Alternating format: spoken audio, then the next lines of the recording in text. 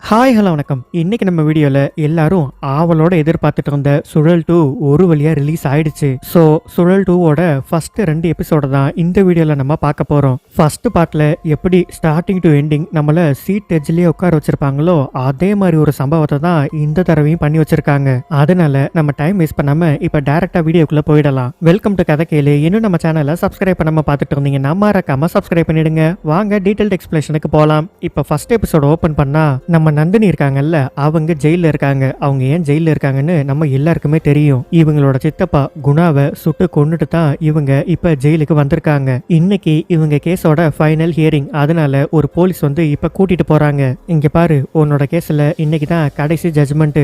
உனக்கு சாதகமா வரணும்னு கடவுளை வேண்டிக்க, இல்லன்னா நீ வாழ்க்கை பூரா இங்கேயே கிடக்க வேண்டியதான் அப்படின்னு பயமுறுத்தி கூட்டிட்டு போறாங்க. அதே மாதிரி இப்ப கோர்ட்டுக்கும் போயிடுறாங்க.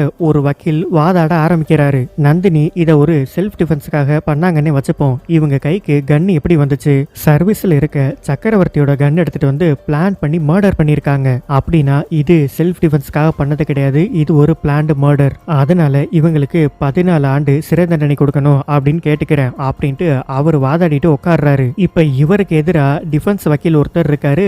அவரோட பேரு செல்லப்பா. இப்ப அவர் எந்திரிச்சு செல்ஃப் டிஃபென்ஸ் அப்படின்னா என்னன்னு சொல்றாரு. ஒருத்தவங்க நம்மளை தாக்க வரும்போது அவங்க கிட்ட இருந்து தப்பிக்கிறதுக்கு நம்ம அவங்கள திருப்பி தாக்குவோம், இது செல்ஃப் டிஃபென்ஸ். ஆனா ஒருத்தன் 10 வருஷமா ஒரு பொண்ணை தொந்தரவு பண்ணிக்கிட்டே இருந்திருக்கான். அந்த பொண்ணும் ஒரு கட்டத்துக்கு மேல அந்த தொந்தரவை தாங்க முடியாம அவனை திருப்பி சுட்டு கொன்னு இருக்கா. அப்படின்னா இதுவும் ஒரு வகையான செல்ஃப் டிஃபென்ஸ் தான். இங்க இறந்து போனது குணாவா இருந்தாலும் உண்மையான விக்டிம் நந்தினி தான். செல்லப்பா, நீங்க சொல்றது எனக்கு நல்லாவே புரியுது. ஆனா இதுக்கெல்லாம் சட்டத்துல இடம் இருக்கா? அதை சொல்லுங்க. இதுக்கும் கண்டிப்பா சட்டத்துல இடம் இருக்கு.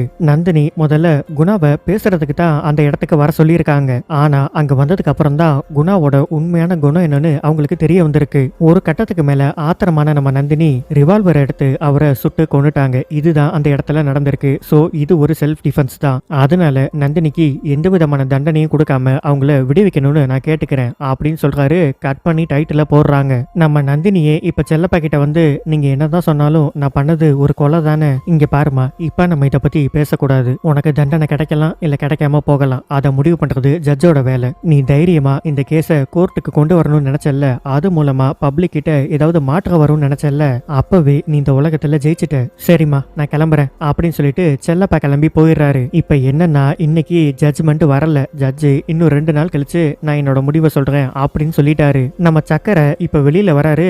தாமுன்னு சொல்லி ஒருத்தர் அந்த இடத்துக்கு வராரு. இது யாருன்னா நம்ம செல்லப்பாவோட டிரைவர். என்ன தாமு, நெத்தியெல்லாம் ஒரே பட்டையா இருக்கு? ஆமா, நம்ம ஊர்ல அஷ்டகாளி திருவிழா நடக்குது இல்ல, அதுக்காக தான் பட்டை போட்டிருக்கேன். இன்னைக்கு நைட்டு கொடியேத்தம். நம்ம ஐயா தான் வந்து கொடியேற்றி அந்த திருவிழாவை தொடங்கி வைக்க போறாரு. ஐயா உங்களை கூட்டிட்டு வர சொன்னாரு, வாங்க அப்படின்னு சொல்லி அவரையுமே இப்ப காருக்கு கூட்டிட்டு போறாரு. நம்ம சக்கரைக்கும் செல்லப்பாக்கும் என்ன ரிலேஷன்னா, நம்ம சக்கரை அப்பாவோட ஃப்ரெண்டு தான் இந்த செல்லப்பா. நம்ம சக்கரையோட அப்பா இவர் சின்ன வயசா இருக்கும் போதே இறந்து போயிட்டாரு. சோ அதுல இருந்து செல்லப்பா தான் சக்கரைய வளர்த்திருக்காரு. இப்ப இவங்க 2 பேரும் சேர்ந்து கார்ல போயிட்டு இருக்காங்க. நம்ம செல்லப்பா இருக்காருல்ல, அவரோட வைஃப் பேரு மாலதி. சக்கரை, மாலதி என்னமோ நீ வந்து 10 நாள் தங்க போற அப்படின்னு நினைச்சிட்டு இருக்கா. நீ பார்த்தா குட்டி பேக்கோட வந்திருக்க. 10 நாளா? ஐயோ, 10 நாள்லாம் என்னால தங்க முடியாது. ஒரு 2 நாள் தங்கிட்டு போலான்னு வந்திருக்கேன். அதுக்காக தான் இத்தினோண்டு பேக் போகுதுன்னு இதை மட்டும் எடுத்துட்டு வந்திருக்கேன். ஆமா, நீங்க முன்னாடியெல்லாம் சாமியே கும்பிட மாட்டீங்க, ஆனா இன்னைக்கு நீங்க தான் கொடியை ஏத்த போறீங்களா? என்ன திடீர்னு இப்படி ஒரு மாற்றம்? எல்லாம் மாலதிக்காக தான். எனக்கு இப்பவுமே கடவுள் நம்பிக்கையெல்லாம் பெருசா கிடையாது. ஆனா அவ கடவுள் தான் எல்லாமே நம்புறா. அவளுக்காக நானும் அவளுக்கு ஏத்த மாதிரி மாறிட்டேன் அப்படின்னு சொல்லிட்டு இருக்காரு. அதே மாதிரி நைட்டு இப்ப திருவிழாவும் கோலாகலமா ஆரம்பிச்சிருச்சு. நம்ம செல்லப்பா தான் போய் கொடி ஏத்தி அந்த திருவிழாவே இப்ப ஆரம்பிச்சு வைக்கிறாரு. இவர் கொடி ஏத்திட்டு இருக்கும் போதே அங்க நிறைய பேர் சேர்ந்து சண்டை போடுற மாதிரி தெரியுது. இவர் போய், நிறுத்துங்கப்பா, என்ன சண்டை? ஐயா, நீங்க ஒரு பெரிய வக்கீல், இதுக்கு நீங்க தான் ஒரு தீர்ப்பை சொல்லணும். நம்ம திருவிழாக்கு டெண்டர் எடுத்து நடத்துவோம், அது உங்களுக்கு நல்லாவே தெரியும். ஆனா உங்க பங்காளி திருவேங்கடம் வந்து இந்த வருஷம் டெண்டரை நான் மட்டும்தான் எடுத்துப்பேன்னு சொல்றான். இது எந்த வகையில நியாயம்? இங்க பாருங்க, இதெல்லாம் ஒரு சண்டைன்னு திருவிழால வச்சு பிரச்சனை பண்ணக்கூடாது. திருவிழா ஆரம்பிக்கிறதுக்கு முன்னாடியே 3 பேர் சேர்ந்து தான் இந்த டெண்டரை பண்ணணும்னு சொல்லி தானே விட்டுருக்கு. அப்புறம் எதுக்கு பிரச்சனை பண்றீங்க? 3 பேர் சேர்ந்து இந்த திருவிழாவை நடத்த முடிஞ்சா நடத்துங்க, இல்லன்னா கோர்ட் ஆர்டர் வாங்கி இந்த திருவிழாவே நான் நிறுத்திடுவேன் அப்படின்னு கோவமா சொல்லிட்டு போறாரு. நைட்டு இவங்க 2 பேர் உட்காந்து வீட்டுல சாப்பிட்டுட்டு இருக்காங்க. நம்ம செல்லப்பா சாப்பிட்டு முடிச்சுட்டு மாலதியை உட்கார வச்சு, இங்க பாரு, நீ உட்காரு, நான் போய் தோசை சுட்டு எடுத்துட்டு வரேன் அப்படின்னு அவர் சுட்டு கொண்டு வந்து கொடுத்துட்டு இருக்காரு. சோ அவர் ஒய்ஃப் மேல ரொம்பவே பாசமா இருக்காரு. நம்ம செல்லப்பாக்கு ஒரு பையனும் இருக்கான். அவனோட பேரு சுந்தர். அவனுமே இப்ப வீட்டுக்குள்ள வரான். சக்கரை, எப்படா வந்த? பார்த்து எவ்வளவு நாள் ஆச்சு? பொடிப்பைய மாதிரி இருந்த, இப்ப போலீஸ் ஆயிட்ட. நீ மட்டும் என்ன ஹார்பர்ல பெரிய ஆளாயிட்ட போல, கொடியேற்றத்து கூட வர முடியல, அந்த அளவுக்கு பிஸி ஆயிட்ட. சரி போய் கை கழுவிட்டு வா, நம்ம சேர்ந்து சாப்பிடலாம் அப்படின்னு சொல்லிட்டு இருக்கும்போது செல்லப்பா தோசையை சுட்டு எடுத்துட்டு வராரு. செல்லப்பா பார்த்த உடனே இவன் அந்த இடத்துல இருக்கவே பிடிக்காம டக்குன்னு உள்ள போயிடுறான். இவங்க 2 பேருக்கும் என்ன பிரச்சனைன்னு இப்ப நமக்கு தெரியல. அப்படியே நம்ம செல்லப்பாக்கு பிரயம் வதா அப்படின்னு சொல்லி ஒரு லேடி கிட்ட இருந்து கால் வருது. அவரும் தனியா போயிட்டு அந்த காலை பேசிட்டு வராரு. நம்ம செல்லப்பா சக்கரை கிட்ட வந்து, என்ன மூஞ்சி வாடி போயிருக்கு, இல்ல அன்னைக்கு மட்டும் நான் அந்த கண்ணை வெளியில வைக்காம இருந்திருந்தேன்னா நந்தினி அந்த கண்ணை எடுத்திருக்கவும் மாட்டா, குணாவை சுட்டு கொன்னு இருக்கவும் மாட்டா. இப்ப அவ ஒருத்தனை சுட்டு கொன்னுட்டா அப்படின்னு வருத்தப்படுறதா இல்ல கெட்டவனை தான் சுட்டு கொன்னான்னு சந்தோஷப்படுறதானே எனக்கு தெரியல. விடுடா, எது நடக்கணுமோ அது கண்டிப்பா நடந்தே தான் தீரும். நந்தினியை இந்த கேஸ்ல இருந்து வெளியில கொண்டு வர்றது என்னோட பொறுப்பு, சரியா? சரி நீ இப்ப போயிட்டு தூங்கு, நாளைக்கு காலையில காட்டேஜுக்கு வந்துரு, அங்க பக்கத்துல கடல்லாம் இருக்கு, நம்ம சுத்தி பார்க்கலாம் அப்படின்னு சொல்லிட்டு இவரு இப்பவே கிளம்பி காட்டேஜுக்கு போயிடுறாரு. அப்படியே இப்ப காலையில விடிஞ்சா நம்ம சக்கரையும் நேரா கிளம்பி அந்த காட்டேஜுக்கு போறாரு. இவரு போயிட்டு காலிங் பெல் அடிச்சு பாக்குறாரு. யாருமே வந்து கதவை திறக்கவே மாட்டேங்கிறாங்க. திருப்பி திருப்பி அடிச்சு பாக்குறாரு. அப்பயுமே வந்து திறக்கல. என்னடா இது, யாருமே கதவை திறக்க மாட்டேங்கிறாங்க அப்படின்னு சுத்தி ஜன்னல்லாம் இருக்கும்ல, அதுல போய் பார்த்தா ஜன்னல் எல்லாமே லாக் ஆயிருக்கு. ஓபன் பண்ண ட்ரை பண்ணாலும் சுத்தமா ஓபன் ஆகவே மாட்டேங்குது, செம டைட்டா இருக்கு. சரி பேசாம கல் எடுத்து உடைச்சு பாத்திரலாம் அப்படின்னு கல்லால அந்த ஜன்னலை இப்ப உடைச்சிடுறாரு. உள்ள பார்த்தா நம்ம செல்லப்பா செத்து போய் கிடக்குறாரு. நம்ம சக்கரைக்கு என்ன பண்றதுன்னே தெரியல. டக்குன்னு லோக்கல் போலீஸ் ஸ்டேஷனுக்கு கால் பண்ணி இந்த விஷயத்த இன்ஃபார்ம் பண்ணிடுறாரு. கொஞ்ச நேரத்துல போலீஸ் இந்த இடத்துக்கு வந்துடுறாங்க. லோக்கல் போலீஸ் ஸ்டேஷன் இன்ஸ்பெக்டர் இருக்காருல்ல, அவரோட பேரு மூர்த்தி. அவர் வந்து நம்ம சக்கரை கிட்ட, நீங்க தான் முதல்ல பாத்தீங்களா? ஆமா சார், நான் தான் பார்த்தேன், நான் தான் உங்க ஸ்டேஷனுக்கும் கால் பண்ணேன், நானும் ஒரு போலீஸ் தான். அப்படியே தம்பி, சரி நீங்க எத்தனை மணிக்கு இங்க வந்தீங்க? காலையில ஒரு 9 மணி இருக்கும். சே, நல்ல மனுஷனாச்சே, என்ன பிரச்சனைன்னு தெரியல, காட்டேஜ்ல வந்து சூசைட் பண்ணி செத்து போயிருக்காரு. யோ அந்த கதை உடங்கியா அப்படின்ட்டு கதவை உடைச்சிட்டு இப்போ உள்ள போயிடுறாங்க. உள்ள போயிட்டு அந்த வீட்டுக்குள்ள இருக்க டோரு ஜன்னலு எல்லாத்தையும் ஓபன் பண்ணிடுறாங்க. நம்ம சக்கரை மூர்த்தி கிட்ட, சார் எவிடன்ஸ் எதையும் அழிச்சிடாம பொறுமையா பார்த்து தரங்க. சரி தம்பி. தம்பி சொன்னது கேட்டுச்சுல்ல, பார்த்து ஓபன் பண்ணுங்க. என்னது, எல்லா கதவும் உள் பக்கமா தாப்பா போட்டிருக்கு. அப்படி எல்லா கதவையும் தாப்பா போட்டுட்டு சூசைட் பண்ணிக்கிற அளவுக்கு இவருக்கு என்ன பிரச்சனை இருந்திருக்கும்? சார் இது சூசைட் இல்ல சார், இது ஒரு மர்டர். என்னது மர்டரா? எப்படி தம்பி சொல்றீங்க? அவர் கை மேல ஒரு தலகாணி இருக்குல்ல, அந்த தலகாணியை தூக்குங்க அப்படின்ட்டு இப்ப தலகாணியை தூக்குனா நம்ம கன்னை ட்ரிகர் பண்ணும்போது கையை ஒரு பொசிஷன்ல வச்சிருப்போம்ல, அதே பொசிஷன்ல அந்த கை இருக்கு. சார் இது கண்டிப்பா மர்டர் தான். சூசைட் பண்ணியிருந்தா இவர் கையில இருந்த அந்த கன்னு எங்க போயிருக்கும்? ஆக்சுவலா நம்ம செல்லப்பா எப்படி செத்துருக்காருன்னா, நெத்தியில புல்லட் பாஞ்சு செத்து போயிருக்காரு அப்படின்னு சொல்லிட்டு இருக்கும்போது ஹையர் ஆபீசர் ஒருத்தர் அந்த இடத்துக்கு வராரு. சார் வணக்கம் சார், நாங்க எல்லாத்தையும் செக் பண்ணி பார்த்துட்டோம், இதை பார்க்கும்போது ஒரு மர்டர் மாதிரி தான் சார் தெரியுது. மர்டரா? எப்படி சொல்றீங்க? ஆமா சார், அவர் நெத்தியில புல்லட் பாஞ்சு செத்து போயிருக்காரு.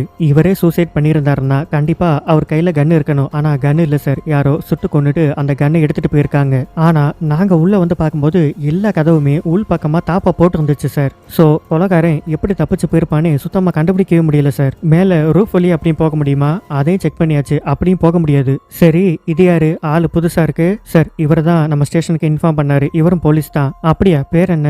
சக்கரை சார். சரி இருங்க வரேன் அப்படின்ட்டு இவர் வெளியில வந்து இன்னொரு போலீஸ்க்கு கால் பண்றாரு. கால் பண்ணி, உங்க ஸ்டேஷன்ல சக்கரவர்த்தின்னு யாராவது ஒர்க் பண்றாங்களா? ஆமா சார் ஒர்க் பண்றாரு. அவர் இப்ப சஸ்பென்ஷன்ல இருக்காரா இல்ல டியூட்டில தான் இருக்காரா? சார் அவர் இன்னும் டியூட்டில தான் சார் இருக்காரு. சரி ஓகே அப்படின்ட்டு காலை வச்சுட்டு வந்து அவரு நம்ம சக்கரை கிட்ட, சக்கரை நீங்க இந்த கேஸை ஹேண்டில் பண்ணுங்க அப்படின்னு சொல்லிடுறாரு. நம்ம மூர்த்திக்கு கோவம் வந்துடுது. சார் இது ஏன் ஸ்டேஷன் ஏரியால நடந்த மர்டர் சார், நீங்க என்ன அவர்கிட்ட விசாரிக்க சொல்றீங்க? மூர்த்தி நீங்க கொஞ்சம் நேரம் வெளியில இருங்க அப்படின்ட்டு அவரை வெளியில அனுப்பிச்சிடுறாரு. இங்க பாருங்க சக்கரை, செல்லப்பா ஃபேமிலிக்கு மூர்த்தி மேல அந்த அளவுக்கு நம்பிக்கை இல்லை, அதனால இந்த கேஸை நீங்க விசாரிச்சீங்கன்னா எனக்கு கொஞ்சம் ஹெல்ப்ஃபுல்லா இருக்கும். சரி சார், அப்படின்னா இந்த கேஸை நானே விசாரிக்கிறேன். அப்புறம் இன்னொரு முக்கியமான விஷயம், ஊர்ல திருவிழா வேற நடந்துட்டு இருக்கு. சோ செல்லப்பா செத்த விஷயம் யாருக்குமே தெரியக்கூடாது, தெரிஞ்சா அது திருவிழாவையே பாதிக்கும் அப்படின்னு சொல்லிட்டு போறாரு. இப்ப ஒரு ஹையர் ஆபீசர் வந்தாருல்ல, அவரோட பேரு தர்மா. அவரு இதை கான்பிடென்ஷியலா வைக்க சொன்னார்ல, ஆனா எப்படியா இருந்தாலும் ஊர்ல பெரிய மனுஷங்க கிட்ட இந்த விஷயத்த மறைக்க முடியாது. அதனால திருவேங்கடம் இருக்காருல்ல, அவரை கூப்பிட்டு நடந்த எல்லா விஷயத்தையும் சொல்லிடுறாரு. என்ன செத்து போயிட்டானா? எப்படி செத்தான்? இங்க பாருங்க, எப்படி செத்தாரு, ஏன் செத்தாருன்னு அதெல்லாம் எங்களால சொல்ல முடியாது. இப்ப இந்த விஷயத்த நான் எதுக்காக உங்ககிட்ட சொல்றான்னா, இப்ப திருவிழாவை நடத்தலாமா வேணாமா அதை பத்தி கேட்கறதுக்காகத்தான் நான் வந்தேன். திருவிழாவை நடத்தலாமா வேணாமான்னு பூசாரி கிட்ட கேளுங்க, எனக்கிட்ட கேட்டா எனக்கு என்ன தெரியும் அப்படின்னு சொல்லிடுறாரு. அதனால பூசாரி கிட்ட கேட்டா அவரு, இங்க பாருங்கப்பா திருவிழா ஆரம்பிச்சிருச்சு, அதனால பாதியில நிப்பாட்டக்கூடாது, நிப்பாட்டுனா தெய்வ குத்தம் ஆயிரும். செல்லப்பாக்கு யாரெல்லாம் காரியம் பண்ண போறீங்களோ அவங்க யாரும் திருவிழா பக்கம் வரவே கூடாது. இல்ல நீங்க செல்லப்பாக்கு காரியம் பண்ணலைன்னா தாராளமா வந்து திருவிழால கலந்துக்கலாம். அதனால திருவிழா எந்த வகையிலையும் தடப்படக்கூடாது அப்படின்னு சொல்லிடுறாரு. நம்ம மாலதி சுந்தர் அவங்க 2 பேருக்கு விஷயம் தெரிஞ்சு அவங்களுமே இப்ப ஸ்பாட்டுக்கு வந்துட்டாங்க. மாலதிக்கு என்ன பண்றதுன்னே தெரியல, அப்படியே ரொம்ப சோகமா வராங்க. நம்ம சக்கரை கூட்டிட்டு போய் ஓரமா உட்கார வச்சுட்டு, அம்மா நீங்க டென்ஷன் ஆகாதீங்க, கொஞ்சம் இங்கேயே உட்காந்துருங்க அப்படின்னு சொல்லிட்டு நம்ம சக்கரையும் இப்ப உள்ள போறாரு. நம்ம மாலதியால வெளியில உட்காரவே முடியல. இல்ல நான் உள்ள போய் அவரை பார்த்தே ஆகணும் அப்படின்ட்டு ஒரு வழியா இப்ப உள்ளே வந்துட்டாங்க. உள்ள வந்துட்டு நம்ம செல்லப்பாவை பார்த்த உடனே அப்படியே கத்தி கதறி அழுதுகிட்டு இருக்காங்க. நம்ம சக்கரை வந்து, அம்மா நீங்க எதுக்குமா உள்ள வந்தீங்க, நான் வெளியில தானே உட்கார வச்சுட்டு வந்தேன். சுந்தர் முதல்ல அம்மாவை கூட்டிட்டு வீட்டுக்கு போ அப்படின்னு அவங்கள அந்த இடத்துல இருந்து அமிச்சிடுறாங்க. நம்ம சக்கரை அந்த வீட்டுல இருக்க ஒவ்வொரு ரூமா இப்ப செக் பண்ணிக்கிட்டே வராரு. அப்போ ஒரு ரூம் கிட்ட வர்றப்போ யாரோ மூச்சு விடுற சத்தம் கேக்குது. மூர்த்தி இங்க வாங்கல, இந்த ரூம்குள்ள யாரோ இருக்காங்க, இதை திறந்து பாத்தீங்களா இல்லையா? இல்ல தம்பி, இந்த ரூம் இன்னும் யாருமே திறந்தே பார்க்கல. அப்படின்னா இருங்க திறந்து பார்க்கலாம் அப்படின்னு அந்த ரூமை திறந்து பார்த்தா ஒரு பொண்ணு கையில கன்னோட உட்கார்ந்து இருக்கு. அப்படியே கட் பண்ணி ஃபர்ஸ்ட் எபிசோட முடிச்சிட்டாங்க. இப்ப செகண்ட் எபிசோட ஓபன் பண்ணா சக்கர் சார் கன்னையும் கண்டுபிடிச்சாச்சு, கொலை பண்ண அந்த பொண்ணையும் கண்டுபிடிச்சாச்சு அப்படின்னா இந்த கேஸ் முடிஞ்சிருச்சுன்னு தானே அர்த்தம். இந்த கேஸ் இன்னும் முடியல. நீங்க ஒரு விஷயத்த நல்லா கவனிச்சிங்களா? அந்த பொண்ணு இருந்த ரூமை நம்ம தான் போய் திறந்தோம், அது வெளிப்பக்கமா தாப்பா போட்டு இருந்துச்சு. அப்படின்னா அந்த பொண்ணே உள்ள போயிட்டு வெளிப்பக்கமா தாப்பா போட்டிருக்க முடியுமா? முடியாது இல்ல. அட ஆமால, அதை நான் யோசிக்கவே இல்ல. அப்படின்னா இந்த கொலைக்கு பின்னாடி வேற யாரோ கண்டிப்பா இருக்காங்க. இந்த கேஸ் இப்பதான் இன்னும் காம்ப்ளிகேட் ஆயிருக்கு அப்படின்னு சொல்லிட்டு இருக்காரு. அடுத்த சீனே அந்த பொண்ணை கொண்டு வந்து இப்ப ஸ்டேஷன்ல உட்கார வச்சிடறாங்க. சொல்லுமா, இப்ப நீ தான் உண்மையை சொல்லணும், உன் பேர் என்ன, நீ எதுக்காக அந்த காட்டேஜுக்கு போன, அங்க என்னதான் நடந்துச்சு அப்படின்னு கேட்டா அந்த பொண்ணு அமைதியாவே உட்காந்துருக்கு. இங்க பாரு, நீ இப்படி அமைதியாவே உட்காந்துருந்தா அதனால யாருக்கு எந்த பயனும் கிடையாது. நீ உள்ள இருந்த அந்த ரூம் வெளிப்பக்கமா தாப்பா போட்டு இருந்துச்சு, அப்படி வெளிப்பக்கமா தாப்பா போட்டது யாரு அப்படின்னு கேட்டா அதுக்கும் அந்த பொண்ணு அமைதியாவே இருக்கு. சரிம்மா, உன்னால பேச முடியலன்னா நான் வேணா பேப்பர் தரவா, எழுதி தெரியா அப்படின்னு கேட்டா அதுக்குமே எதுவும் சொல்ல மாட்டேங்குது. ஒரு லேடி போலீஸ் நம்ம சக்கரை கிட்ட வந்து, சார் அந்த பொண்ணை பார்க்கவே ரொம்ப பாவமா இருக்கு, அந்த பொண்ணு கொலை பண்ணிருக்குன்னு எனக்கு தோணல. நான் ஒரு விஷயம் சொல்லட்டா, என்னோட கடைசி கேஸ்ல இருந்து நான் கத்துக்கிட்ட ஒரு விஷயம், ஒருத்தவங்களை பார்த்து இவங்க கொலை பண்ணிருப்பாங்க பண்ணிருக்க மாட்டாங்கன்னு நம்ம ஜட்ஜ் பண்ணவே கூடாது. நம்ம வேலை அதை சரியா விசாரிக்கணும், அவ்வளவுதான். முதல்ல இந்த பொண்ணு யாருன்னு நம்ம கண்டுபிடிக்கணும். மாலதி அம்மா கிட்டையும் சுந்தர் கிட்டையும் இந்த பொண்ணோட போட்டோவை காமிச்சு இந்த பொண்ணை பத்தி ஏதாவது தெரியுமான்னு கேளுங்க. சார் அதெல்லாம் ஆல்ரெடி கேட்டாச்சு, அவங்க 2 பேரும் தெரியவே தெரியாதுன்னு சொல்லிட்டாங்க. எனக்கு என்னமோ இவளை பாக்குறதுக்கு உள்ளூர்காரி மாதிரி தெரியல, எங்க இருந்தோ வந்திருக்கான்னு நினைக்கிறேன் அப்படின்னா கட் பண்ணி நமக்கு ஜெயில காமிக்கிறாங்க. ஜெயில நம்ம நந்தினிக்கு டிரான்ஸ்ஜெண்டர் ஒருத்தவங்க இப்ப ஃப்ரெண்டா கிடைச்சிருக்காங்க. அவங்கள பாக்குறதுக்கு அவங்களோட ஃபேமிலி வந்திருக்காங்க. அவங்க கிட்ட நம்ம நந்தினியை இன்ட்ரோடியூஸ் பண்ணி வைக்கிறாங்க. விசிட்டிங் டைம்லாம் முடிஞ்சு அவங்க நம்ம நந்தினி கிட்ட, என்ன என் ஃபேமிலி உனக்கு பிடிச்சிருக்கா, இவங்களுக்கெல்லாம் ஃபேமிலியான்னு யோசிக்கிறியா? சேச்சே, நான் அப்படி யோசிக்கல, உங்களெல்லாம் பார்க்கும்போது எனக்கு பொறாமையா இருக்கு. பொறாமையா? ஏன்? ஆமா, என்னோட ஃபேமிலி நிலைமை உங்களுக்கு தெரியும்ல, தங்கச்சி செத்து போயிட்டா, அப்பா ஜெயில்ல, அம்மா ஆசிரமத்துல, நான் இங்க. இப்படி இருக்கும்போது உங்க குடும்பத்தை பார்க்கும்போது எனக்கு பொறாமையா தானே இருக்கும். இங்க பாரு, உனக்காவது குடும்பம் சொல்லிக்க ஒருத்தவங்க இருக்காங்க. இந்த குடும்பம் எனக்கு எப்படி கிடைச்சது தெரியுமா? 12 வயசு இருக்கும், எங்க அக்காவோட புடவை எடுத்து நான் கட்டிக்கிட்டு இருந்தேன். அப்ப எங்க அக்காவை பொண்ணு பாக்குறதுக்கு மாப்பிள்ளை வீட்டு ஆளுங்க எல்லாம் வந்திருந்தாங்க. அவங்க என்ன புடவையோட பார்த்துட்டு பயங்கரமா ஷாக் ஆயிட்டாங்க. இந்த மாதிரி ஒரு பையன் இருக்க வீட்டுல நாங்க பொண்ணு எடுக்க மாட்டோம் அப்படின்னு அவங்க கல்யாணத்தையும் நிறுத்திட்டாங்க. எங்க அப்பாவும் என்கிட்ட ஒரு கண்டிஷன் போட்டாரு, நீ பையனா இருக்கதா இருந்தா இந்த வீட்டுல இரு, இல்ல பொண்ணு மாதிரி தான் பண்ணுவேன்னா இந்த வீட்டை விட்டு போயிடு அப்படின்னு சொன்னாரு. நானும் பையன் மாதிரி இருக்க ட்ரை பண்ணேன், ஆனா என்னால அப்படி இருக்கவே முடியல. அதனால வீட்டை விட்டு வெளியில வந்துட்டேன். அப்பதான் இவங்க எல்லாரையும் நான் சந்திச்சேன், நாங்க எல்லாரும் ஒரு ஃபேமிலியாவும் ஆனோம் அப்படின்னு பேசிட்டு இருக்கும்போது தூரத்துல என்னமோ சத்தம் கேக்குது. என்னடான்னு பார்த்தா அங்க 2 லேடிஸ் சண்டை போட்டுட்டு இருக்காங்க. அவங்க சண்டை போட்டுட்டு இருக்கத பார்த்துட்டு இன்னொரு லேடி அந்த இடத்துக்கு வராங்க.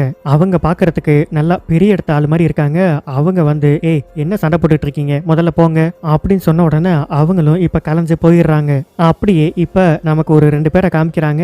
அதுல ஒருத்தரோட பேரு ஈஸ்வரன். அவரு நம்ம சக்கரையை பார்த்துட்டு, அங்க பாரு சக்கரை சார் வந்திருக்காரு அப்படின்ட்டு நம்ம சக்கரையை கூப்பிடுறாரு. இவருமே நம்ம சக்கரை இருக்காருல்ல, அவர் ஊரை சேர்ந்தவர் தான், அதனால சக்கரை இவருக்கு நல்லாவே தெரியும். என்ன ஈஸ்வரன், இங்க என்ன பண்ணிட்டு இருக்கீங்க? உங்களுக்கு தெரியாதா சார், கூத்து கட்டுறதுதான் எங்களோட பொழப்பே. இங்க பெரிய திருவிழா நடக்குது இல்ல, அதான் கூத்து கட்டுறதுக்காக வந்திருக்கோம். அதுக்கு ஸ்டேஜ் போடணும், பர்மிஷன் வாங்குறதுக்காக தான் இப்ப ஸ்டேஷனுக்கே வந்திருக்கோம். அப்படியா, சரி உள்ள போய் சொல்லுங்க, அவங்க என்னன்னு பாத்துப்பாங்க அப்படின்னு சொன்ன உடனே இவங்க 2 பேரும் இப்ப ஸ்டேஷனுக்குள்ள போறாங்க. கட் பண்ணி மறுபடியும் நமக்கு ஜெயில காமிக்கிறாங்க. நந்தினி அந்த லேடி கிட்ட, சரோஜா பாக்குறதுக்கு பெரிய இடத்த ஆள் மாதிரி இருக்காங்க, ஆனா அவங்க ஏன் இப்ப ஜெயிலுக்கு வந்திருக்காங்க? அந்த சரோஜா யார் தெரியுமா? அவங்க எம்எல்ஏயோட ஒய்ஃப். எம்எல்ஏ கொஞ்ச நாளைக்கு முன்னாடி இறந்து போயிட்டாரு. அதனால எம்எல்ஏ எலெக்ஷன்ல அவங்க ஒய்ஃப் தான் நின்னாங்க. இப்ப பிரசண்டா இருக்காருல்ல எம்எல்ஏ அரசு, அவரு எங்க எலெக்ஷன்ல சரோஜா ஜெயிச்சிருவாங்களோ அப்படின்னு பயந்து அவங்க மேல பொய் கேஸ் ஒன்று போட்டு இப்ப ஜெயிலுக்குள்ள தள்ளிட்டாரு. ஆனா எப்படியும் கொஞ்ச நாள்ல அவங்க வெளியில போயிடுவாங்க. உனக்கு ஒன்று தெரியுமா, சரோஜாக்கா ஜெயிலுக்குள்ளேயே ட்ரைனிங் சென்டர் எல்லாம் வச்சிருக்காங்க. அப்படியா, என்ன ட்ரைனிங், வா கூட்டிட்டு போய் காமிக்கிறேன் அப்படின்னு இவங்களும் கூட்டிட்டு போறாங்க. ஆக்சுவலா சரோஜா என்ன ட்ரைனிங் கொடுத்துட்டு இருக்காங்கன்னா, இங்க இருந்து வெளியில போனா அவங்க ஏதாவது வேலை செஞ்சு பொழைச்சுக்கணும்ல, அதுக்கு கிராஃப்ட் ஒர்க் எல்லாம் சொல்லி கொடுத்துட்டு இருக்காங்க. இந்த கூடை பின்றது, துணி தைக்கிறது, இதெல்லாம் அவங்களே ஜெயிலுக்குள்ள அரேஞ்ச் பண்ணி அங்க இருக்க லேடிஸ்க்கு சொல்லி கொடுத்துட்டு இருக்காங்க. கட் பண்ணா நம்ம ஈஸ்வரன் இருக்காருல்ல, அவரு ஸ்டேஜுக்கு பர்மிஷன் வாங்குறதுக்காக இப்ப ஸ்டேஷனுக்குள்ள வந்திருக்காரு. அவங்க பர்மிஷன் வாங்கிட்டு இருக்கும்போது இவங்க ஒரு பொண்ணை கொண்டு வந்து ஸ்டேஷன்ல அடைச்சு போட்டு வச்சிருந்தாங்கல்ல, அந்த பொண்ணை பாத்துறாங்க. ஏங்க என்ன இந்த புள்ள இதுக்குள்ள இருக்கு, என் முத்து நீ என்ன பண்ணிட்டு உள்ள வந்த அப்படின்னு கேட்டுட்டு இருக்காங்க. போலீஸ் வந்து இந்த பொண்ணு உங்களுக்கு தெரியுமா, எங்களுக்கு நல்லாவே தெரியும் அப்படின்னு சொன்ன உடனே இந்த விஷயத்த நம்ம சக்கரை கிட்ட சொல்லிடுறாங்க. நம்ம சக்கரையும் கூப்பிட்டு இந்த பொண்ணு யாரு அப்படின்னு விசாரிச்சா, சார் செந்தூரப்பூவே அப்படின்னு ஒரு ட்ரூப் இருக்கு, அந்த ட்ரூப்ல இந்த புள்ள டான்ஸ் ஆடும், இதோட பேரு முத்து, ஆனா ஸ்டேஜ்ல இதோட பேரு மதுபாலா. மதுபாலாவது இவ பயங்கரமான ஆட்டக்காரியாச்சே. ஆட்டக்காரியா இருந்தாலும் அந்த பொண்ணு ரொம்ப நல்ல பொண்ணு சார், அது யாருக்கும் எந்த திங்குமே நினைக்காது. ஆனா அதை கொண்டு வந்து ஏன் சார் அரெஸ்ட் பண்ணி உட்கார வச்சிருக்கீங்க, அதெல்லாம் இருக்கட்டும், இந்த பொண்ணு எந்த ஊரு சார், அதெல்லாம் எனக்கு தெரியாது சார். என்ன ஈஸ்வரன் என்கிட்ட மறைக்கிறீங்களா சார், உங்ககிட்ட நான் ஏன் சார் மறைக்க போறேன், ஆனா எனக்கு இன்னொரு விஷயம் தெரியும் சார், இந்த செந்தூரப்பூவே ட்ரூப்ல இன்னொரு பொண்ணு மதுபாலா கூட சேர்ந்து டான்ஸ் ஆடுவா, அந்த பொண்ணோட பேரு யாக்ஷி சார், நீங்க அந்த பொண்ணு கிட்ட கேட்டீங்கன்னா இவளை பத்தி தெரியறதுக்கு வாய்ப்பு இருக்கு, சரி நான் பாத்துக்கிறேன் நீங்க கிளம்புங்க அப்படின்னு சொல்லி இவங்க 2 பேரையும் அமுச்சு வச்சிடறாரு. அதனால உடனே இவங்க இப்ப யாக்ஷியை மீட் பண்றதுக்கு போறாங்க. அந்த பொண்ணு கிட்ட போயிட்டு நம்ம முத்துவோட போட்டோ காமிச்சு, ஏமா இந்த பொண்ணு உனக்கு தெரியுமான்னு கேட்டா, தெரியும், என் கூட தான் டான்ஸ் ஆடுவா, ஆனா டான்ஸ் ஆடி முடிச்ச உடனே எங்க போவானே தெரியாது, அவ பாட்டு கிளம்பி போயிடுவா, சந்தேகப்படுற மாதிரி இந்த பொண்ணு ஏதாவது நடந்துக்குமா, நான் தான் சொல்றேன்ல அவ பாட்டுக்கு கிளம்பி போயிடுவான்னு. அப்புறம் இப்படி ஒரு கேள்வி கேட்டா நான் என்ன பதில் சொல்றது, அவ இப்ப எங்க இருக்கா, என்ன பண்றா, சோத்துக்கு என்ன பண்றா அப்படின்னு எதுவுமே எனக்கு தெரியாது. ரொம்ப கஷ்டம் சார். கஷ்டமா, என்ன கஷ்டம், அது சார் கொஞ்சம் வருஷம் முன்னாடி இதே மாதிரி நாங்க டான்ஸ் பண்ணிட்டு இருந்தோம், அப்ப போலீஸ் அரெஸ்ட் பண்ணி கொண்டு போய் எங்களை சப்ஜெயில வச்சுட்டாங்க. அப்பதான் எங்களுக்கே தெரிய வந்துச்சு கோவில் திருவிழால ஆட்டக்காரங்க எல்லாம் வந்து ஆடக்கூடாதுன்னு ஒரு சட்டம் இருக்குன்னு. நாங்க என்ன சார் பண்றது, எங்களுக்கு வேற வேலையும் இல்லை, இதுதான் பொழப்பு. இப்படி ஒரு சட்டம் போட்டதுக்கு அப்புறம் ரொம்பவே கஷ்டமா போயிடுச்சு. சரிம்மா நாங்க கிளம்புறோம் அப்படின்னு சொல்லிட்டு இவங்க கிளம்பி வந்துடுறாங்க. நம்ம மூர்த்தி இருக்காருல்ல, அவரு சக்கரை கிட்ட, சார் அந்த பொண்ணு ஒரு விஷயம் சொன்னிச்சே கவனிச்சிங்களா, என்னது, கவர்மெண்ட் கோவில் திருவிழால ஆட்டக்காரங்க எல்லாம் ஆடக்கூடாதுன்னு ஒரு சட்டம் போட்டாங்க அப்படின்னு. இப்படி ஒரு சட்டத்தை கவர்மெண்ட் கிட்ட அப்ரோச் பண்ணது யார் தெரியுமா, செல்லப்பா சாரா, அவரே தான். அவர் தான் போய் இப்படி ஒரு கேஸையே போட்டாரு. இந்த ஆங்கிள் பாத்தீங்கன்னா முத்துக்கு செல்லப்பாவை கொலை பண்றதுக்கு மோட்டிவ் இருக்கு, கரெக்டா, அது கரெக்ட் தான் சார். இந்த கொலையை முத்து பண்ணானே வச்சுக்குவோம், ஆனா முத்துவை அந்த ரூம்குள்ள வச்சு வெளியில தாப்பா போட்டு போனது யாரு அப்படின்னா இந்த கொலையில இன்னொரு கூட்டாளி இருக்கான், அப்படிதானே அர்த்தம். சரி சார், இந்த சட்டத்து மூலமா டான்ஸ் குரூப்பை தவிர வேற யாரு பாதிக்கப்படுறதுக்கு வாய்ப்பு இருக்கு, நம்ம திருவேங்கட சாரு இந்த டான்ஸ் குரூப் எல்லாம் அரேஞ்ச் பண்றதே அவர் தான், இதெல்லாம் அரேஞ்ச் பண்ணி பயங்கரமா காசு பார்த்துக்கிட்டு இருந்தாரு. இப்படி ஒரு சட்டத்தை போட்டதுக்கு அப்புறம் அதுல இருந்து வந்த வருமானம் அவருக்கு அப்படியே காலி ஆயிடுச்சு. அப்படின்னா நம்ம ஏன் அவரை கூப்பிட்டு விசாரிக்க கூடாது, ஐயோ அவர் பெரிய ஆளுப்பா, அவரெல்லாம் கூப்பிட்டு விசாரிக்க கூடாது, விசாரிக்க கூடாதா சார், கேஸ்ல ஒருத்தர் விசாரிக்கணும்னா கண்டிப்பா யார் வேணாலும் போய் விசாரிக்கலாம், அப்படின்னா முதல்ல அவர்கிட்ட அப்பாயின்மெண்ட் வாங்கணும், அப்பதான் அவர்கிட்ட நம்ம பேசவே முடியும் அப்படின்ட்டு நம்ம சக்கரையும் இப்ப வீட்டுக்கு வந்துடுறாரு. நம்ம மாலதியம்மா இன்னும் சோகமாவே தான் இருக்காங்க.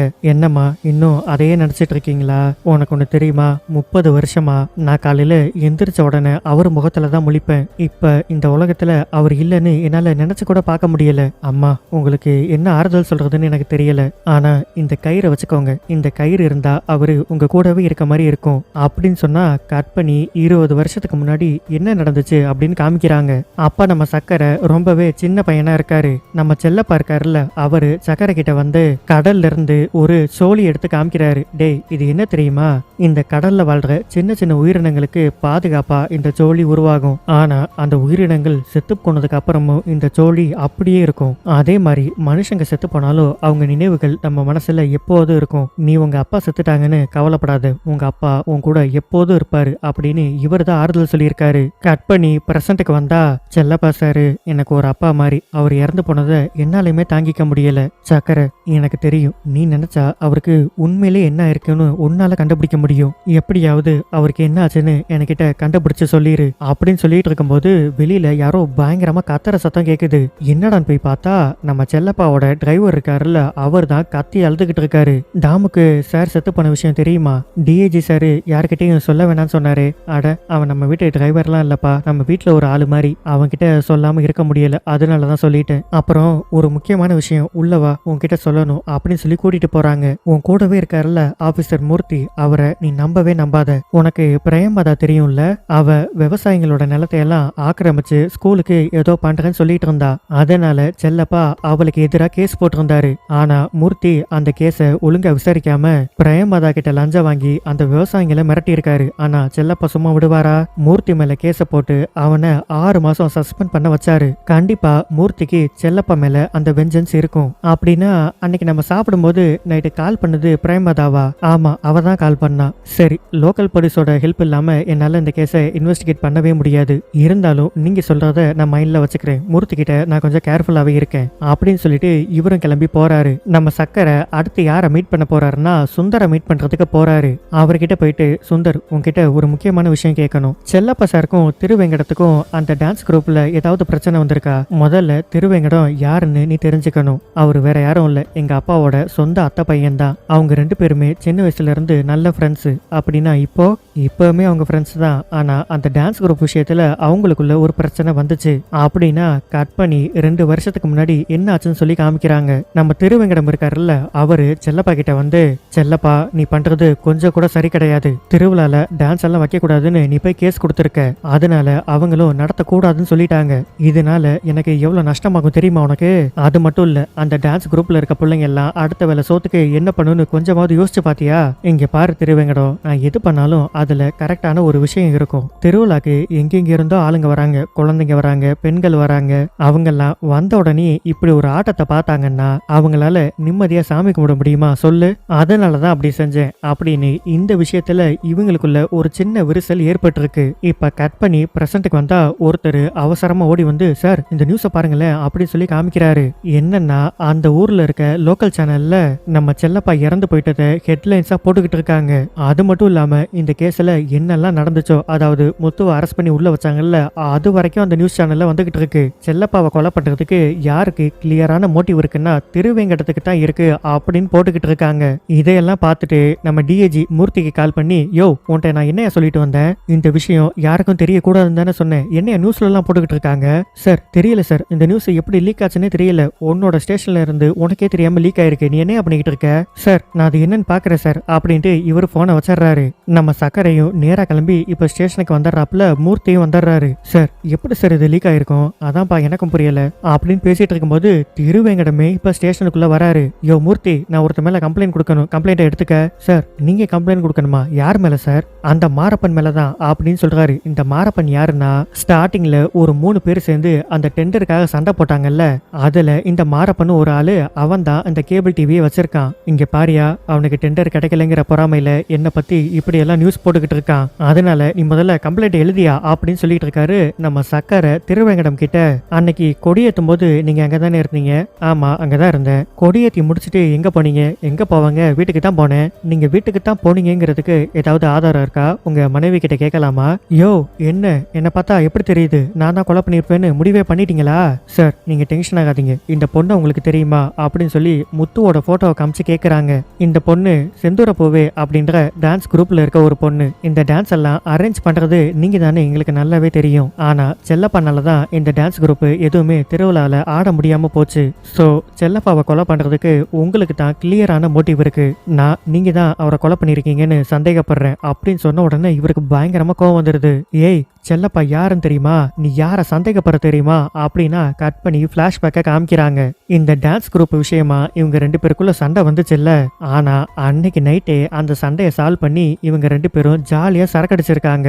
இதையெல்லாம் நம்ம சக்கரை கிட்ட சொல்லி முடிச்ச உடனே, சாரி நான் தெரியாம உங்களை சந்தேகப்பட்டுட்டேன், நீங்க போங்க அப்படின்னு சொல்லி திருவேங்கடத்தை அமுச்சு வச்சிடுறாரு. தம்பி தேவையில்லாம ஒரு நல்லவரை போயிட்டு நீங்க சந்தேகப்பட்டுட்டீங்க. இங்க பாருங்க, சந்தேகப்படுறவங்களை விசாரிக்கிறது நம்மளோட கடமை, அதைத்தான் நான் செஞ்சேன் அப்படின்னு அந்த அந்த சீனை கட் பண்ணா நம்ம மாரப்பன் இருக்காருல்ல அவர் போயிட்டு அந்த நியூஸை போட்ட ரிப்போர்ட்டரை பயங்கரமா அடிச்சுக்கிட்டு இருக்காரு. ஏன்னா மாரப்பனுக்கே தெரியாம அந்த ரிப்போர்ட்டரு இப்படி ஒரு வேலையை பார்த்து விட்டான். சோ மாரப்பனுக்கும் அவர் சேனல்ல இப்படி ஒரு நியூஸ் வந்ததுக்கும் எந்த சம்பந்தமும் கிடையாது. இப்ப இந்த சீனை கட் பண்ணா இப்பதான் நமக்கு ஒரு செம்மையான ட்விஸ்ட வைக்கிறாங்க.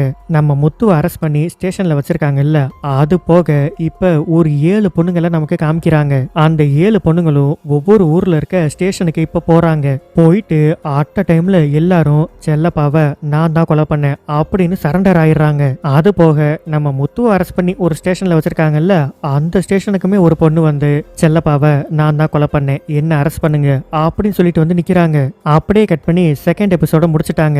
அடுத்த வீடியோல 3rd and 4th எபிசோட பார்க்கலாம். உங்களுக்கு அடுத்த வீடியோ சீக்கிரமா வேணும்னா இந்த வீடியோக்கு ஒரு லைக்கை தட்டி விட்டுட்டு கமெண்ட்ல நெக்ஸ்ட் எபிசோடு அப்படின்னு டைப் பண்ணுங்க. மிச்சதெல்லாம் நான் பாத்துக்கிறேன். இந்த வீடியோ கண்டிப்பா உங்களுக்கு பிடிச்சிருக்கும்னு நினைக்கிறேன். இதே மாதிரி அடுத்த ஒரு இன்ட்ரெஸ்டிங்கான வீடியோல உங்களை சந்திக்கிறேன்.